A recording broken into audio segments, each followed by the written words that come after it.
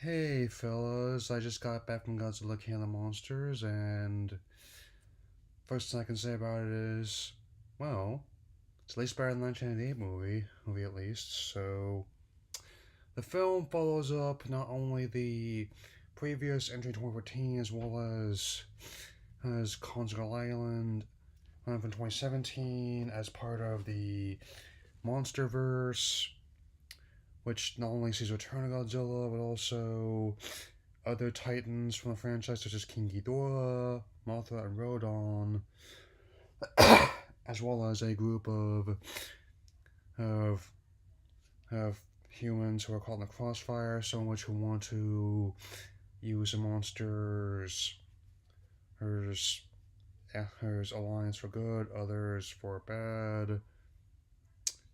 So as you can imagine, the story may not be the most complex one ever done by any means. The tone definitely tends to straddle the line between the more campy entries from the 60s and 70s, as well as the darker spirit of the original 1954 Gojira, which actually has many parts and iconography that were from these movies. I'm definitely keeping these spoiler free, so if you go see the movie, you're not gonna be too have anything totally ruined for you. So, I mean, visually it's fantastic. I mean, production this guy Scott Chambliss really did a good job with what he was promising in interviews. How the world, as it's becoming the playground for these kaiju, definitely looks impressive. I mean, it's just that whenever the action centered on humans, it's sometimes kind of hard to tell what's going on. And it's also, at some point, hard the story does get kind of convoluted. Not what I mean.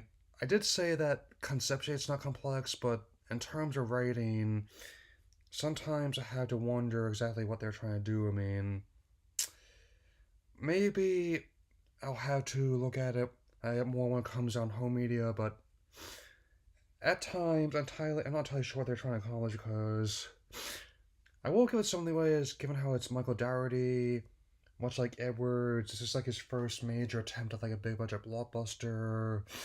Or him having previously been used to more or small scale fare like the Trick or Treat films kind of had a cult following, but I'll admit this is a selfish attempt if you want to give him like a camera budget $170 million to work with. Since at the very least, it may not be the best film in French I've ever seen, but it's definitely not the worst either. I mean, since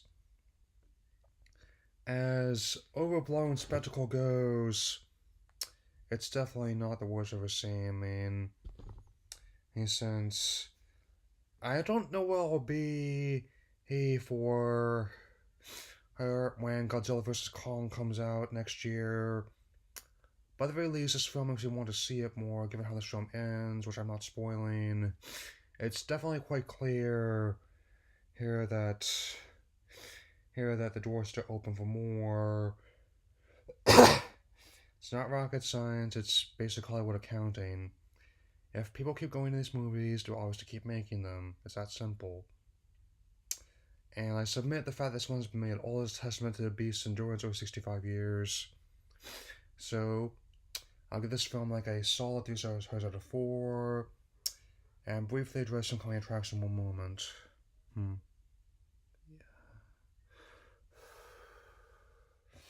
Okay, so in no particular order, the coming attractions include Dark Phoenix, which I still plan doing like a retrospective of the X-Men movies I have not seen before I do that.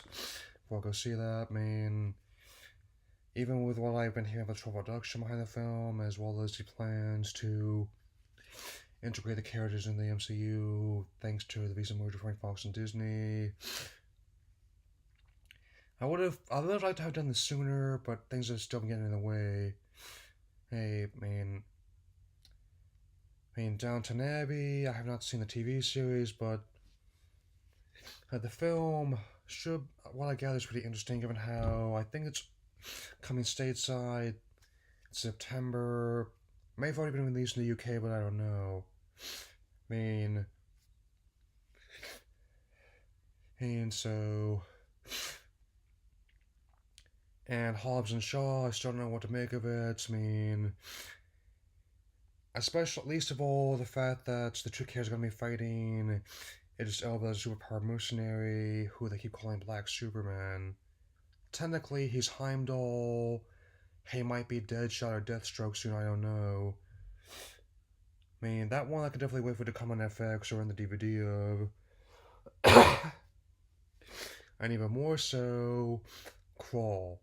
I honestly don't know what the deal is with this one, man. Since it's just gonna be like the usual quickie, low budget film where a couple people who are reasonably popular actors, but not the most popular, trying to elude who'd a big crocodile in a hurricane. I honestly think I've seen movies like that on Sci-Fi Channel before, and that's what it kind of looks like. I'm actually unsurprised this made it theaters with the kind of budget and concept they got there. I mean, or at the very least, it didn't get dumped on digital streaming. I like that sense. And even with Sam Raimi's involvement as a potential Evil Dead, tongue-in-cheek kind of film, he's mainly producing it. He's not actually writing or directing it. Directorial duties fall to the guy who did the Hills Have Eyes remake, maybe its sequel, I don't know. I mean, he's an okay horror director, but he is no Wes Craven, rest his soul. I mean, it's not a priority to me, and I usually don't talk about anything unless I personally have something I feel I can contribute. That's also why I'm not really addressing the new Batman casting unless I have more information about it, because right now I don't have a whole lot I can expand on it that I feel like addressing. Especially when I got other projects I'm working on. So, also got another review coming soon. I definitely plan to have one more Godzilla movie done before my retirement later this year. You just have to wait to see what it is, but I think it fits. Later, and long live the king.